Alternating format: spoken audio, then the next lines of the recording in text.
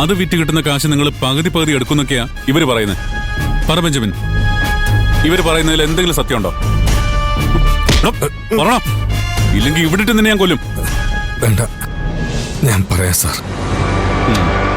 ഈ കുട്ടി എനിക്കറിയില്ല സാർ.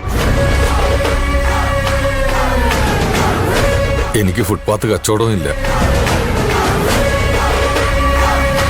ഈ കുട്ടി എന്നെ കാണാൻ വന്നിട്ടുമില്ല.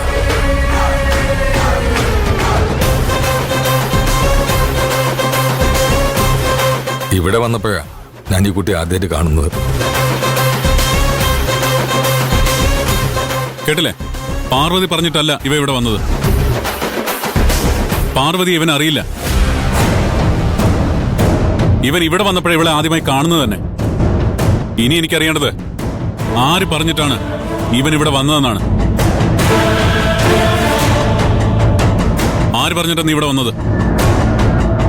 എല്ലാവരുടെ മുന്നിൽ പാർവതിയെ കുറ്റക്കാരിയാക്കണമെന്ന് ആരാ നിന്നോട് പറഞ്ഞത്?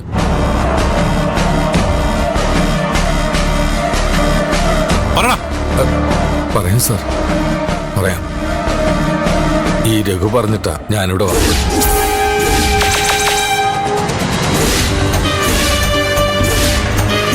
പലയിടത്തായി ഒളിപ്പിച്ചു വെച്ച തുണിത്തരങ്ങൾ മോഷ്ടിക്കണമെന്നും പിടിക്കപ്പെട്ട പാർവതിയുടെ പേര് പറയണമെന്നും പറഞ്ഞ് എന്നെ ഇവിടെ വരുത്തിയത് ഈ രഘുവാ. സാർ, ഇവൻ കള്ളം പറയുന്ന സാർ. എനിക്കിവനെ അറിയ പോലുമില്ല. പാർവതിയെ കുറ്റക്കാരിയാക്കിയിട്ട് എനിക്കെന്താ നേട്ടം? ഇതൊന്നും സാറ് വിശ്വസിക്കരുത്. ഇവൻ കള്ളം പറയുന്ന.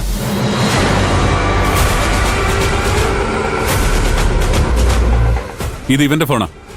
ആ സംഭവം നടക്കുന്നതിന് 1 മണിക്കൂർ മുമ്പ് ഈ ഫോണിലേക്ക് നിന്റെ നമ്പറിൽ നിന്ന് ഒരു കോൾ പോയിട്ടുണ്ട്.